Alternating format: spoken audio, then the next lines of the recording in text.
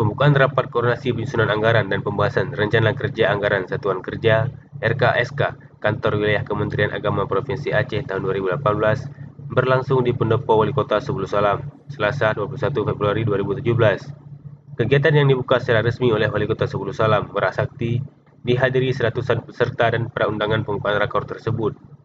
Dalam sambutannya, Merak Sakti berterima kasih kepada Kepala Kantor Wilayah Kementerian Agama Provinsi Aceh yang telah mempercayakan kegiatan tersebut berlangsung di Kota Sebulu Salam.